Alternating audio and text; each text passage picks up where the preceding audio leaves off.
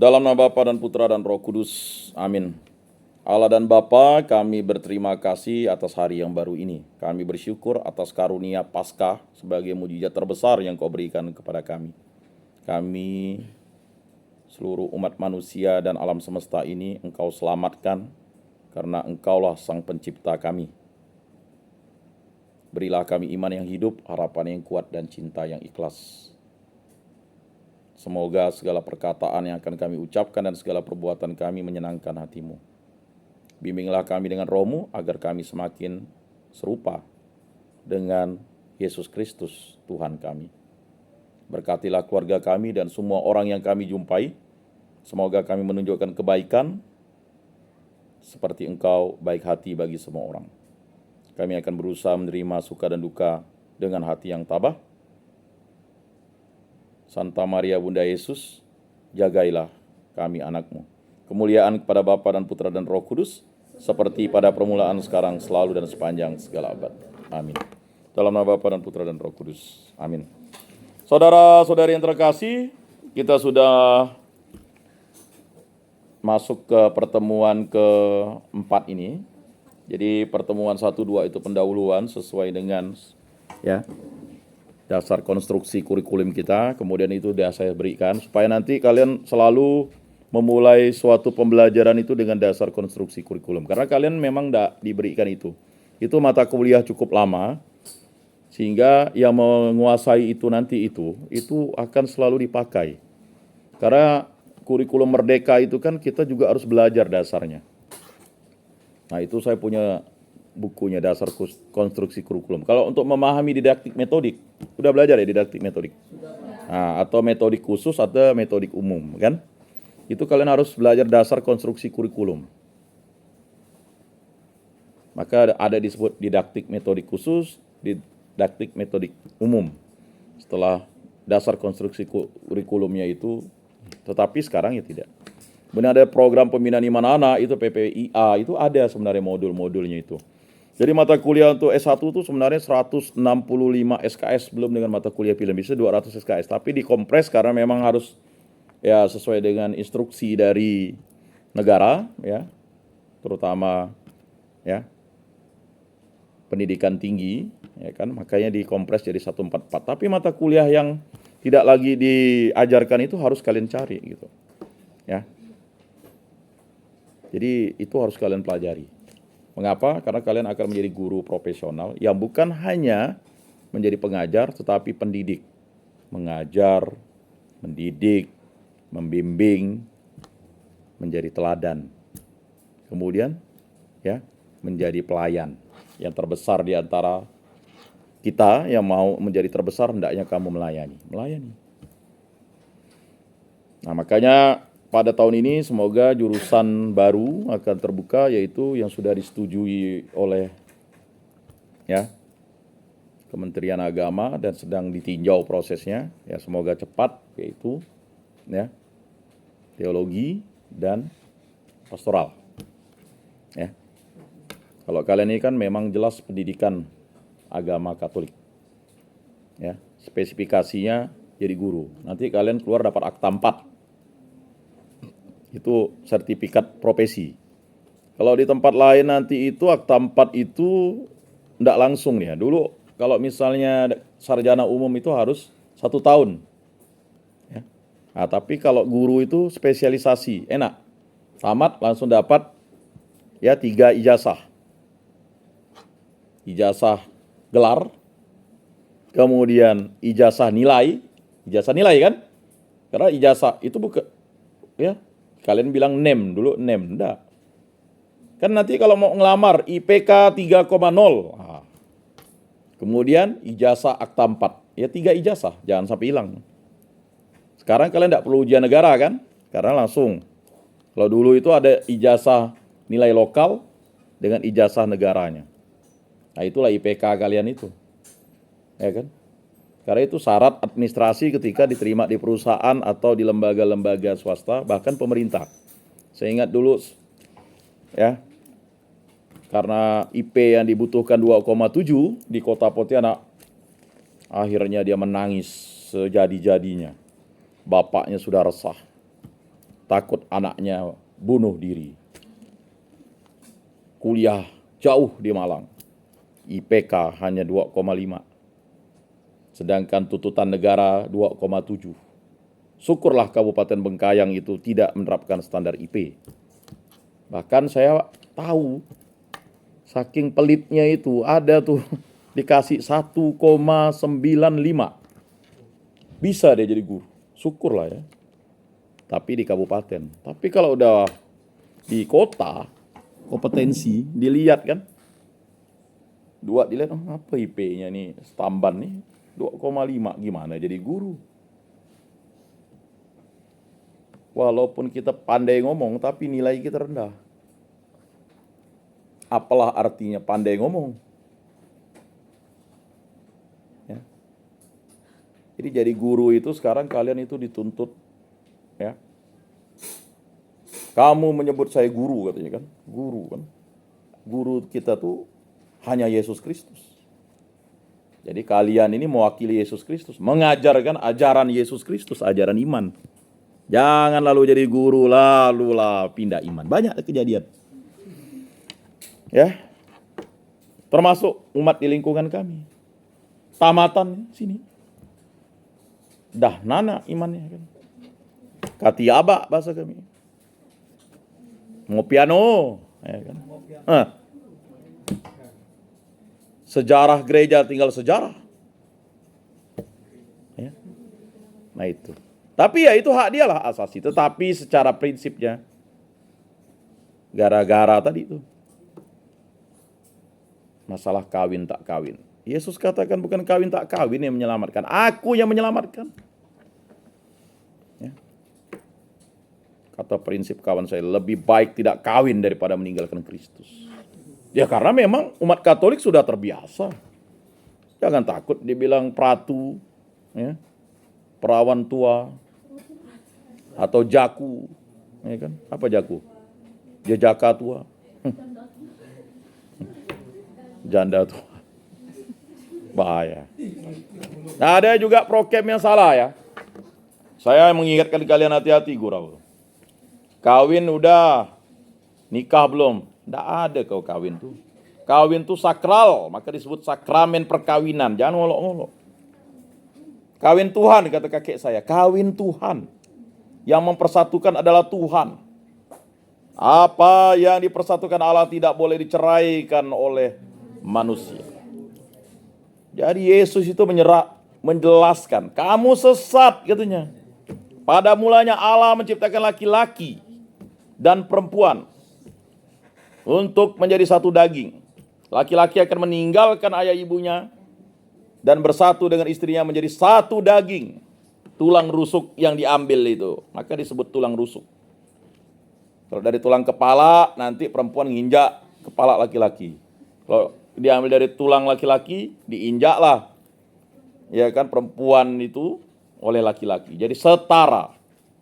Tapi tak boleh jadi pastor, Pak. Itu karena tradisi.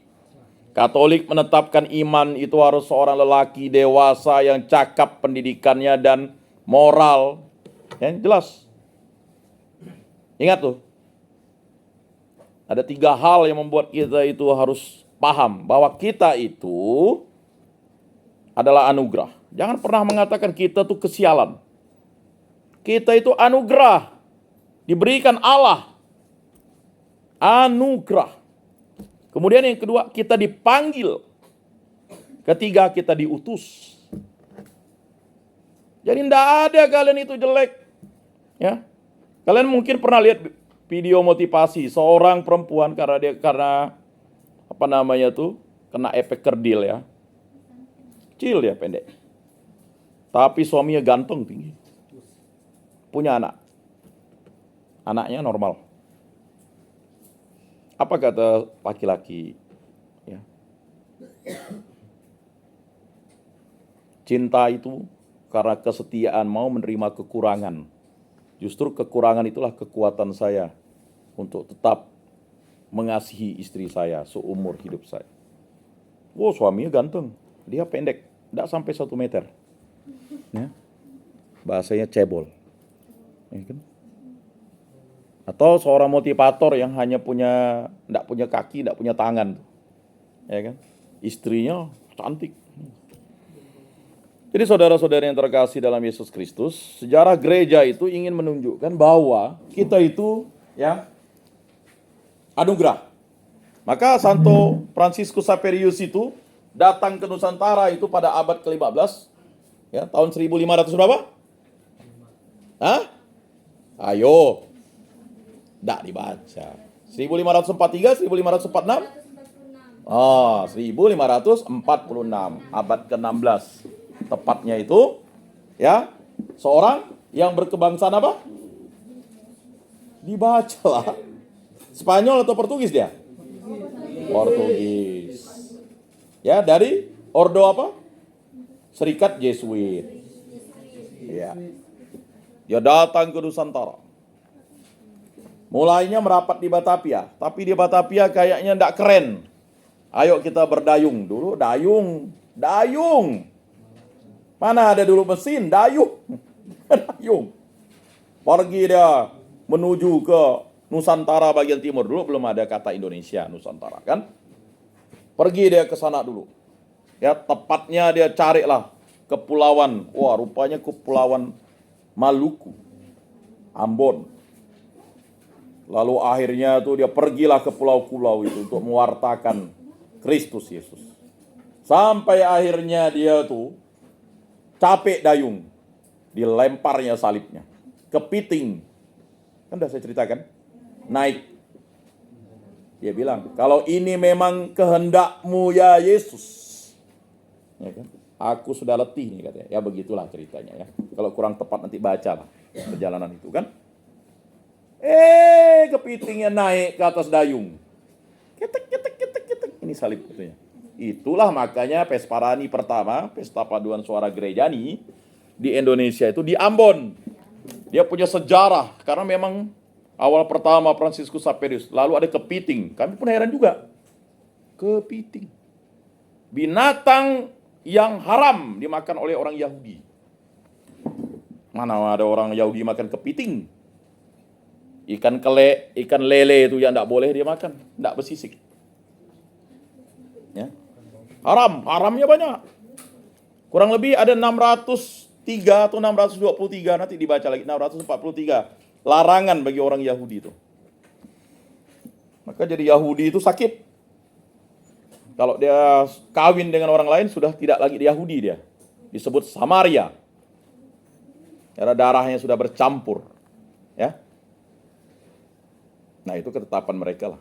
Makanya dalam Paskah itu kita mendoakan orang yang pertama kali mengenal Allah adalah bangsa Yahudi. Nah itu, ya baca ya. Ini kan saya jelaskan. Nanti saya textbook, kalian ngantuk. Sana udah ngantuk dah. Makan kue Paskah dah tuh. Dah nana. Ya kan? Nggak ada kue. Seharusnya kalian mulai harus membuat tradisi. Ada pohon terang, kita ada pohon telur. Buatlah nanti. Kan jadi sejarah tuh kan. Padahal Paskah itu adalah lebih tinggi. Pesta Paskah itu pesta terbesar. Ngapa lalu kita ini, ya kan? 50. Makanya kami ya perkumpulan sesama anak Bengkayang dulu Samu Aduk kan, karena akta notarisnya dengan Ikatan Mahasiswa Kabupaten Bengkayang itu mengadakan ya kan perayaan Paskah. Ini Natal kalian buat besar-besaran.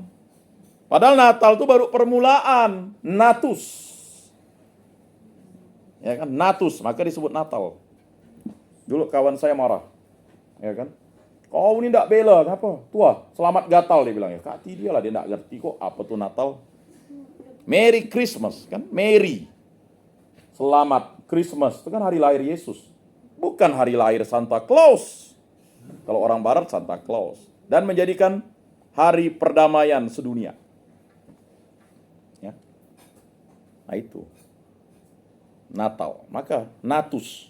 Kedatangan, kelahiran. Maka disebut, kan ada bahasa itu kan. Pranatal, Pasca Natal. Itu kan sebelum kelahiran, sesudah kelahiran. Nah itu. Paham ya? Nah, jadi paham. Jadi begitulah ceritanya bekayo lah, bukan nyaman bekayo, kan udah capek lah dia. Bahasa kami itu udah kapak dah. Udah latih. Makanya udah lagu tuh kan, udah sehari. Lah, kan gitu lagunya, betul enggak? Udah sehari. Ngapa? Bisa takut dengan hantu, takut dengan setan, atau itu gembira. Ya. Lah, kan adanya begitu dibuat. Nyambungnya. Ya enggak? Betul enggak? Kalau enggak betul, batol. Jadi ada orang Hulu itu ditangkap polisi karena mabuk. Ini kan cerita. Ya. Jadi ditangkaplah dia. Ada orang Hulu ke sini. Hulu itu udah anggap sanggau sana lah. Lalu cerita. Lalu ditanya lah sama polisi. Kamu itu salah mukul kawanmu. Enggak salah, Pak. Kena. Polisi bilang salah. Enggak, Pak. Kena. Lalu dipanggil lagi kawannya. Yang betul-betul ditinjunya. Pak, kan? Pak, kena. Enggak salah, Pak. Oh, rupanya salah itu. Ya kan? Kalau salah itu enggak kena. Artinya harusnya yang ngomong bersalah. Kan gitu. Itu tadi. Kalau orang Hulu tuh bilang. Makanya kadang ketemu. Salah, dengar kan? Yang hilir sini. Katanya kan Dayak dibagi dua. Dayak Hulu, Dayak Ilir. Entah bagaimana pembagiannya itu.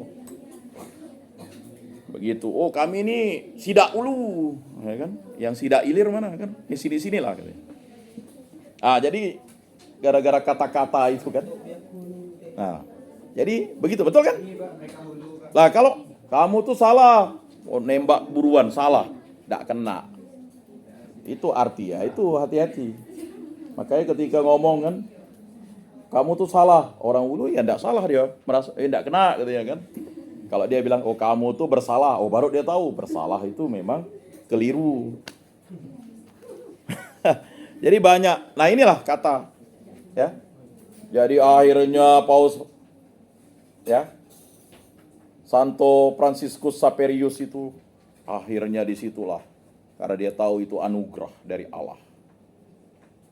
Dan dia mulai memahami bahwa itu adalah panggilan. Kamu akan diutus ke tengah-tengah serigala, hendaknya kamu cerdik seperti ular, tulus seperti merpati.